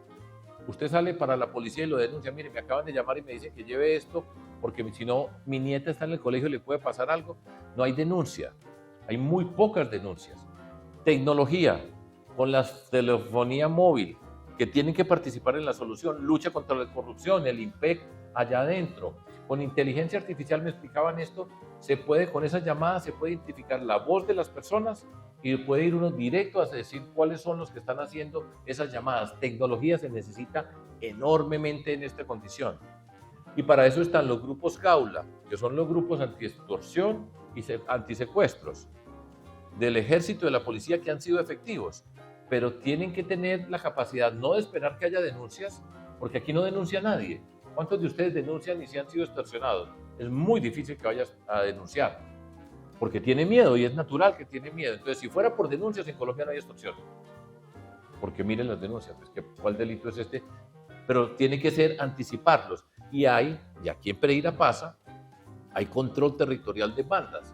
Medellín, pues, es la primera en todo esto. Pero aquí hay control territorial de bandas en pedazos del territorio y se dan confrontaciones a veces entre esos grupos y eso es parte del trabajo que tenemos que hacer y requiere de nuevo inteligencia y una condición muy especial, siga la plata. Esto de la plata, ¿dónde? Porque esto hay mucha plata que se está moviendo y hay unos que no están ahí, que tienen estas bandas y tienen estos ejércitos, pero están en otro lado y se están llenando de plata. Eso es parte del trabajo que tiene y de nuevo eso es inteligencia. Esa es la tarea, no hay otra forma de hacerlo. No es posible hacerlo. Y Risaralda y Pereira tienen que estar en alerta máxima. No le hagan ninguna concesión a eso. Tienen que escandalizarse y decirlo, y no puede ser, y estos homicidios, hay gente que dice, no, pero allá se están matando entre ellos. Nunca piensen en eso. Nunca piensen en eso. Eso no es excusa. Porque hay gente que piensa eso, déjenlos que se maten. Yo no, por supuesto, nunca pienso eso. Porque yo creo que uno de los grandes retos que tenemos nosotros es ¿por qué un joven de 15 años entra en la criminalidad en Colombia? Y repito, vengo de Buenaventura, que es un horror lo que está pasando. Vengo de Medellín, que vimos lo peor de lo que significa la criminalidad en Colombia, mi ciudad que yo adoro. Pero fue la más violenta de la tierra. 375 homicidios por cada 100.000 habitantes tuvo Medellín en el año 1991. 375. Eso eran muertos por todos lados, jóvenes. Entonces, eso nos toca hacerlo. Ahora, yo les digo una cosa, eso no va a ser el que más venga aquí y más grite. Y que diga que les vamos a dar de todo. Esos no son, yo no creo que sean las personas indicadas. Hay que saber trabajar con el ejército, con la policía, yo sé. Al que no anuncia no vende, pero yo ya fui. Yo ya fui alcalde, yo fui gobernador y he trabajado y sé cómo articular y cómo se trabaja con la fiscalía, qué responsabilidad tiene usted, y se requiere un gobierno nacional que sepa trabajar con el gobierno departamental y con los gobiernos municipales. Eso no lo arregla el alcalde Pereira solo, nunca. Tiene que ser articulado con el gobierno nacional y tiene que tener, y vamos a tener nosotros en cada departamento el Consejo de Seguridad, con una responsabilidad pública, con una persona que responde por la relación de gobierno nacional con el departamento de Risaralda, con cada departamento, y vamos a tener las personas trabajando y haciendo seguimiento. Así es como voy a gobernar yo. No me voy a poner a echar carretazos acá, que vamos a hacer todas estas cosas, vamos a hacer muchas, pero la clave va a ser cómo gobernar y cómo liderar este país. Eso es lo que yo les ofrezco a ustedes y ya me tengo que ir. Pues yo me estoy preocupando por su vuelo, porque la verdad es que también queremos pues abrir el micrófono a intervenciones. ¿A cuánto estamos del aeropuerto? 15 minutos. A ver, un momento.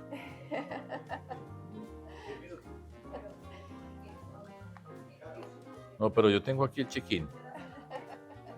No, mire, no, pues estamos sobrados. Yo no he dicho a qué hora sale porque pues es de cierta manera confidencial. 5:44. Tengo que estar en la sala a las 16:44. Bueno, está bien, que conste, ¿no? Que conste. ¿A qué hora? Entonces, pero de aquí me voy a las 4:30. Ok. ¿Está bien? Pero quiere que me quede aquí. Yo me quedo, pero... Bueno, permítanos entonces 3 preguntas más. Pero del público. Démosle la oportunidad al público, Jimena. Listo. Entonces, permítame, porque es que usted se me ha extendido un poquito más y no le he hecho caso a Daniela, quien muy gentilmente... Qué pena, Daniela, pero... Sí. Entonces, digamos que es ¿cómo se dice eso? Responsabilidad compartida, Sergio, si usted quiere, ¿no? Pues porque usted se me ha extendido y yo tengo muchas preguntas. Entonces, permítame, porque aquí este derrotero se ha elaborado de una manera muy juiciosa por parte de todos los miembros y son preguntas que se le están haciendo a los distintos precandidatos. Por eso nos interesa mucho conocer la visión de todos. Y esto está quedando grabado, registrado. Está muy bien. Eso está muy bien. Entonces, ya para ir terminando, hablemos del sector salud, que es otro sector. Bueno, listo. Bueno, sí ve, me la aceptó. Entonces, No, claro. el sector salud es otro de los sectores en los cuales usted se ha pronunciado bastante.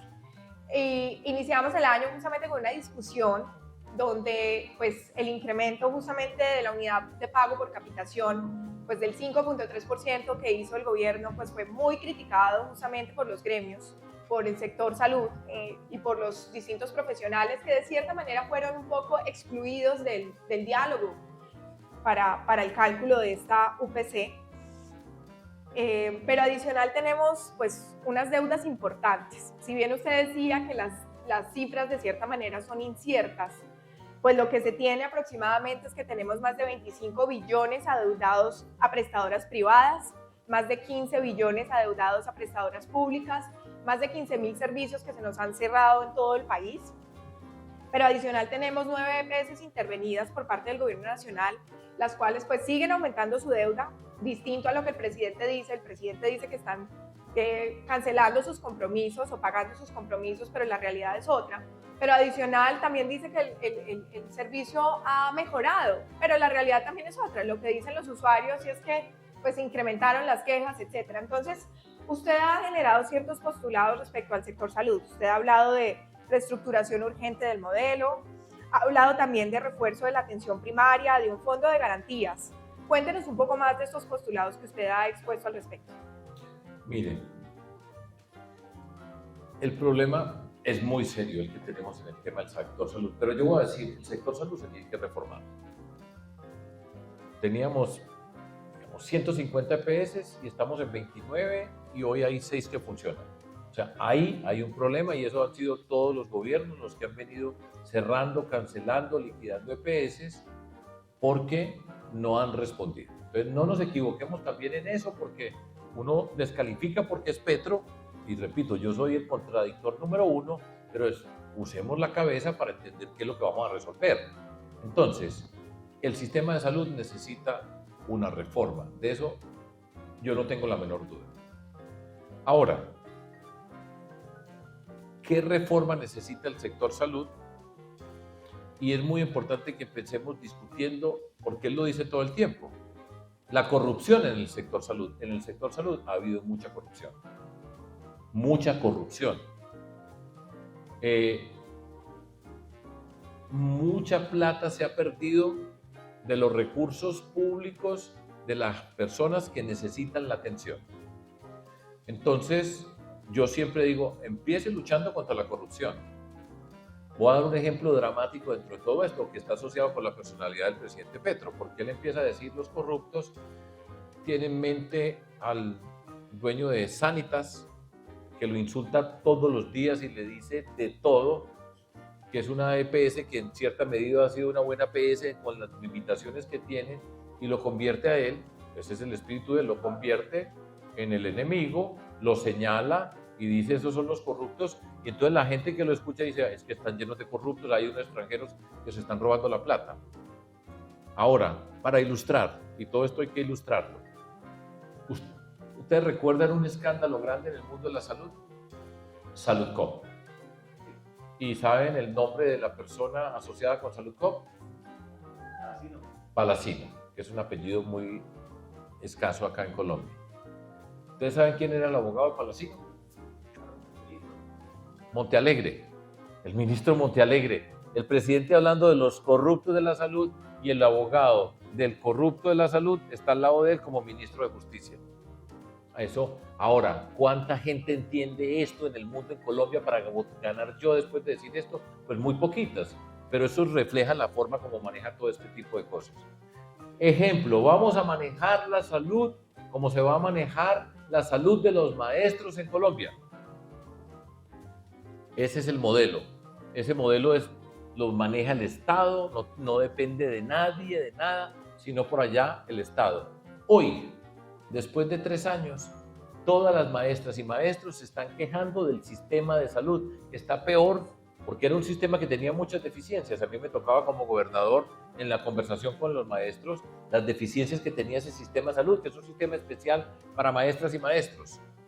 Hoy, todos los maestros, FECODE protesta. ¿Cómo será la cosa? Que FECODE protesta por el sistema de salud, que era el ejemplo de lo que íbamos a hacer en la salud para todas las personas en Colombia. Todas esas contradicciones están ahí. Por supuesto, él diluye las cosas, se esfuman los argumentos, pero ahí hay una gran corrupción en Colombia y yo le he dicho, saque los corruptos, muéstrenlos a todos, vamos con ellos para la cárcel, pero sí, muéstrenlos, porque alrededor de él hay mucha corrupción. Entonces, es maestro de las cortinas de humo, pero la corrupción que hay al lado es muy grande. Maneja más del 50% de la salud y el Estado colombiano, en manos de ellos, y cada día están peor. O sea, porque uno dijera, mire, la están manejando y mire lo que pasa. Así es como se hace. Ya sabemos que han aumentado las quejas, ya sabemos que no dan las citas, ya sabemos que no cumple con los medicamentos. El mejor negocio hoy es tener una farmacia, una droguería, porque la gente tiene que ir a comprar pues, la droga para mi mamá que tiene la presión alta, pues no puedo esperar a que dentro de 8 meses vaya a ver si me la dan, sino tiene que ir a comprarla.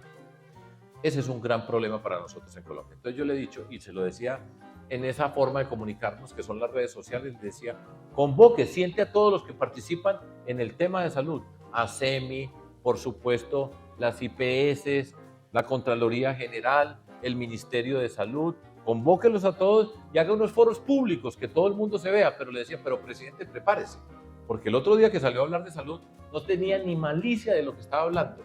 Eso fue un día muy loco, que decía una cosa, hablaba al revés, todo ese tipo de cosas, y pasaba, no entendía qué era lo que estaba presentando. Y le dije, prepárese, presidente.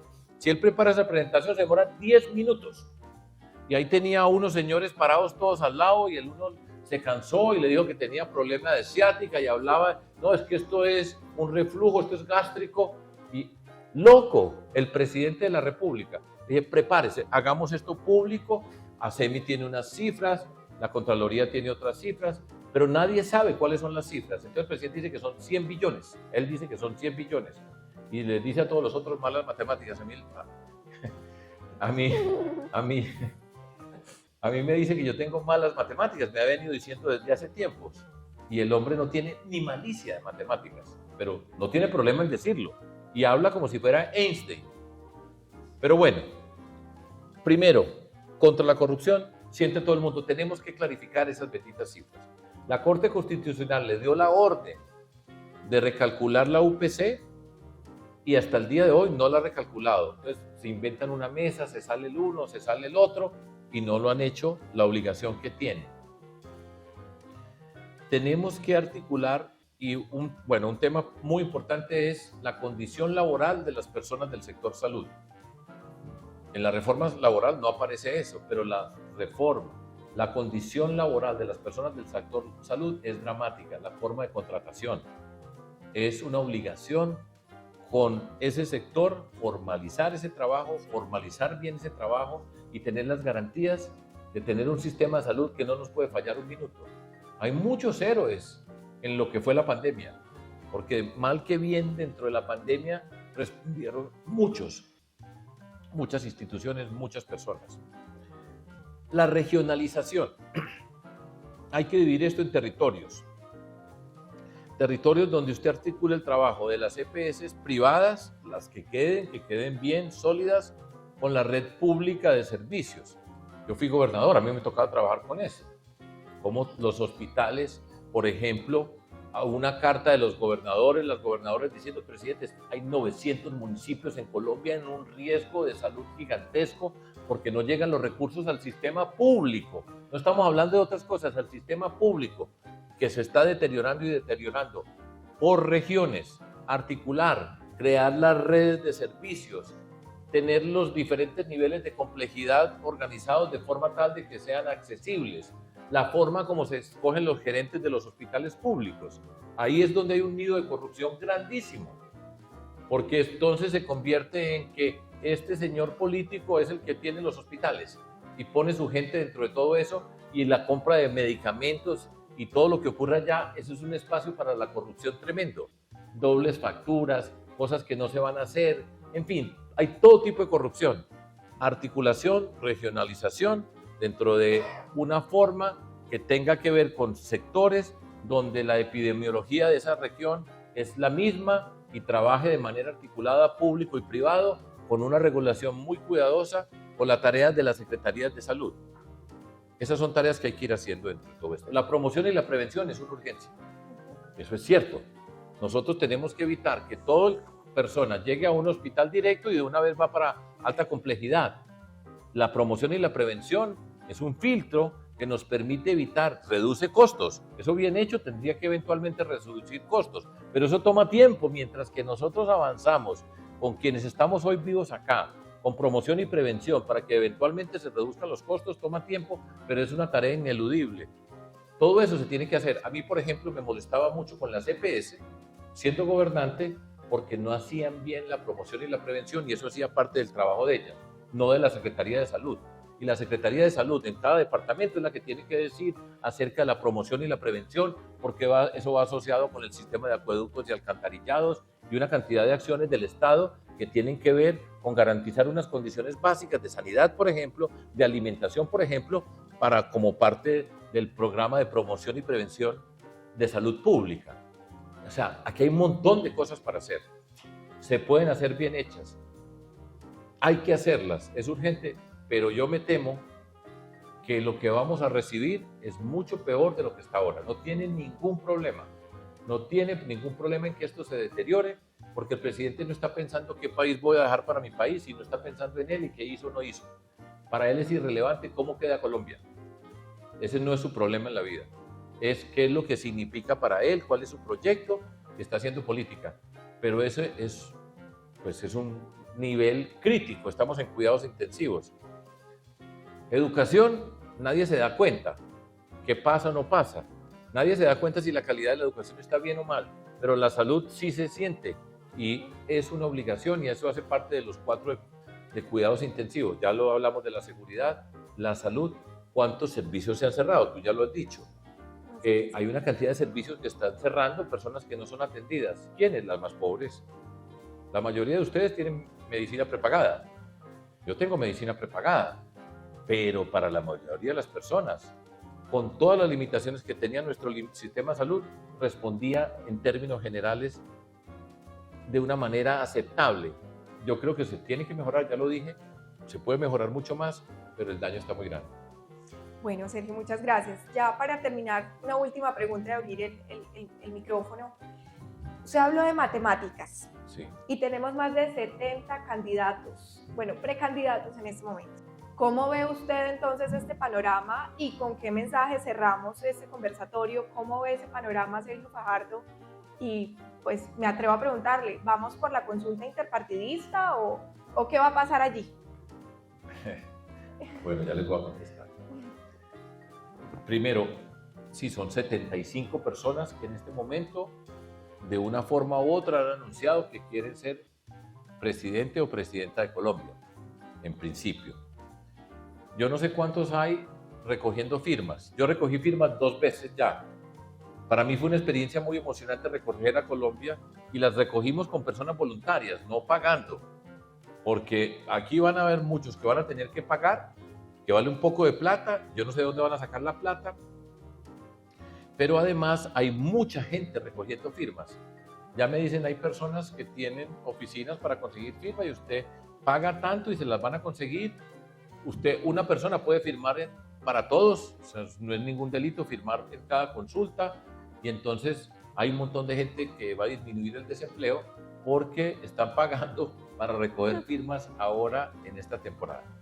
Pero bueno, yo quiero señalar algo. La carrera mía es diferente. Yo voy para la tercera. Yo soy el viejo que no sirve para nada, ¿sí? Y los otros pues están haciendo la primera, van a conocer el viaducto de Pereira a Dos Quebradas. Bueno, y eso hace parte de la vida y la política. Pero el camino mío es muy diferente. No es porque yo sea diferente, sino porque pues, yo voy para la tercera, es cierto. Entonces no es lo mismo una persona aquí que se presenta, aquí se van a sentar y le van a decir todas las vías que van a hacer acá, cómo van a cambiar las 4 o 5 obras principales, le van a contar todo eso.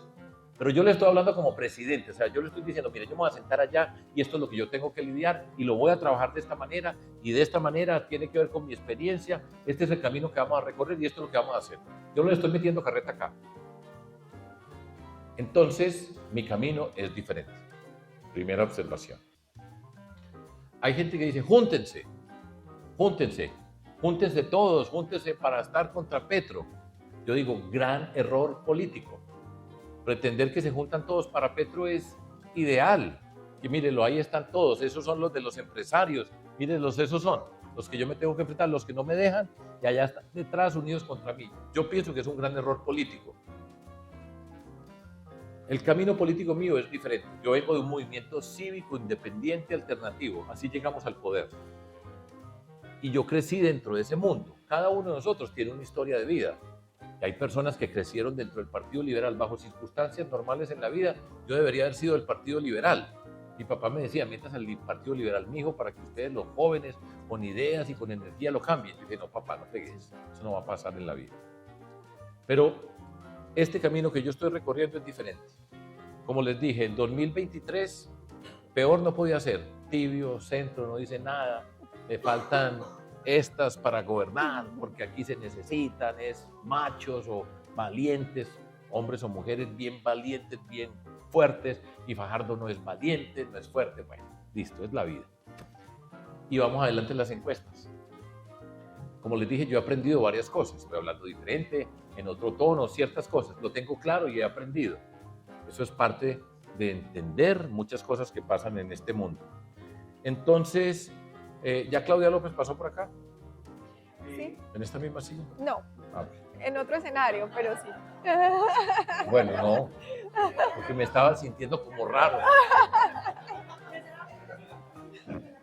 Pero bueno, ya sé, es que yo sé. Entonces, el ego de Fajardo es el problema. ¿Ustedes han oído hablar del ego de Fajardo? Depongan los egos, pero es el ego de Fajardo, porque él pues cree que es el único bueno en Colombia, todos los otros son corruptos y es el único bueno en todo el país. Seguramente han escuchado, tú sí tienes cara de haberlo escuchado, ¿cierto? Bueno, listo, así es la vida. Entonces yo digo, ego no, ya lo dije, autoestima toda. ¿Te imaginas que yo no tuviera autoestima, cómo me paraba acá? ¿Cómo salgo yo a la calle? Hombre tibio, que usted nada. Y entonces yo diciendo, y voy para presidente y voy a ser el presidente. Tengo toda la autoestima. Yo soy quien cree más en lo que estoy haciendo, estoy convencido de que voy a ser el presidente de Colombia, tengo las ganas, tengo la energía, tengo la convicción, tengo los principios, porque yo llegué viejo a este mundo. Cuando yo llegué, yo a estas alturas de la vida debía ser profesor emérito de la Universidad de los Andes y de la Universidad Nacional, bajo circunstancias normales en la vida. Y miren las que estamos. Entonces mi camino es diferente. Hay personas valiosas. Mauricio Cárdenas, a mí me cae bien Mauricio Cárdenas, sin duda que es inteligente, que es una persona formada, fue ministro, yo no sé, de César Gaviria, de Pastrana, de Santos, ha tenido todo tipo de cargos, conoce más el Estado que cualquiera. Pues fue ministro de Hacienda. El ministro de Hacienda es el que tiene que negociar con cada ministerio, sabe, en fin, todo eso. Mauricio Cárdenas es una persona valiosa, asociada con el Partido Conservador, va por otro camino en la vida. Yo no he sido ministro porque no he querido. A mí me ofrecieron ser ministro y dije, yo no. ¿Y por qué? Entonces ahí dicen, no, por el ego, porque a él no le sirve nada, solo él. Digo, no es eso, es por convicción. Yo le decía al presidente Santos, le digo, muchas gracias, señor presidente, pero es que yo no hago parte de su proyecto político. Duque me ofreció a mí, después de todo, ser ministro. Yo le dije, señor presidente, con todo el respeto, muchas gracias, pero yo no comparto su proyecto político. Y eso me sirve para explicar cómo voy a escoger yo a las personas. Yo tengo 4 criterios para escoger las personas. 1, que sean honestas. Ah, qué maravilla, sí, escójalas. Hay que escoger y yo respondo por cada uno de los que escojo. Yo no estoy diciendo, pues estamos viendo el caso extremo con el presidente Petro que los insulta, él que los escogió, pero que sea honesta. 2, tiene conocimiento. Tiene que tener conocimiento del tema en que estamos. 3, comparte el proyecto político. Si no lo comparte, puede ser honesto, puede tener conocimiento, pero si no lo comparte, no puede trabajar conmigo. ¿Por qué? Porque estamos armando equipos. Y cuando estamos armando un equipo y estamos teniendo un propósito, necesitamos que todos los que hacemos parte del equipo estemos moviéndonos en función de ese interés. Pero si no le gusta el proyecto de nosotros, si está pensando estar ahí, porque después va a estar algo, me daña el equipo. No funciona. Entonces, comparte, bien. Si no lo comparte, honesto, conocimiento, chao. Y tener orgullo de ser servidores públicos. Para mí es muy importante que nosotros somos servidores públicos y que nos sintamos honrados de ser servidores públicos. Yo no digo, no, es que yo llegué acá porque no podía conseguir más plata en el sector privado. No, yo estoy aquí porque quiero, porque estoy orgulloso. Y yo nunca en mi vida pensé que yo fuera a ser presidente de Colombia. Yo no crecí pensando en eso. Pero creo profundamente en el honor y la dignidad de quienes somos servidores públicos y lo podemos hacer. Todas esas son las historias. Entonces me dicen, bueno, entonces el Fajardo es el problema. 75, pero yo soy el problema. Y entonces, ¿qué es lo que digo yo? Vamos adelante. Yo no sé si recibieron el video que saqué yo del lanzamiento de la candidatura del 20 de julio. Si no lo han recibido, se los mando para que se los mande a todos. Este 20 de julio. Y el propósito es, y digo, no mire para los lados. Ya me han dicho de todo, no se mortifique por eso. No mire para los lados porque aquí me está insultando esta señora y yo no me voy a volver a pelear con la señora o con este señor o con nada. Dele para adelante, no mire, no mire. Y en diciembre miramos. Y en diciembre nos encontramos y dice, ¿usted qué tiene? ¿Quiénes son? ¿Quiénes somos? ¿Qué compartimos o no compartimos? Yo estuve 1 año y medio en una coalición, Centro Esperanza. 1 año y medio reunidos. Yo decía, ¿yo qué hago aquí? 1 año y medio en esas discusiones. Nunca nos sentamos entre nosotros a decir, venga, encerrémonos aquí en Pereira 2 días para que discutamos entre todos nosotros cuál es el centro, qué es lo que queremos nosotros que Colombia vea que significa el centro, por qué Colombia estamos luchando entre todos nosotros. Nunca nos sentamos y decían, dejémosle eso a los programáticos. Dije, pero es que yo toda la vida he sido programático. Yo entré a este mundo porque teníamos unas ideas, porque entendemos los problemas, porque queremos construir soluciones. Nunca nos sentamos a decir cuál es lo que le queremos decir a Colombia. Entonces, el centro no dice nada, pero es Fajardo. Nunca hicimos eso. Esas consultas, yo no vuelvo a pasar por esa experiencia. Siempre estuve amargado. No me quejé con nadie, pero yo siempre estuve amargado, mortificado, y hoy estoy contento, estoy libre, tengo la energía, tengo la convicción, tengo la experiencia, tengo lo que se necesita para ser el presidente de Colombia. Adelante. Eso es lo que yo me presento acá. ¿Y qué los invito? Y ya me voy despidiendo, Jimena. Las invito a que voten por mí y digan, Fajardo es un berraco. No me busquen más defectos. Hombre, es que es paisa, es que no se pone correa, es que se cree el más berraco de toda Colombia, el pelo que tiene, la señora que tiene, todo le cuentan un problema, habla muy largo, todo lo que usted quiera, ¿sí? Tibio, todo eso, nada. Vamos a votar por Fajardo, que es un súper berraco.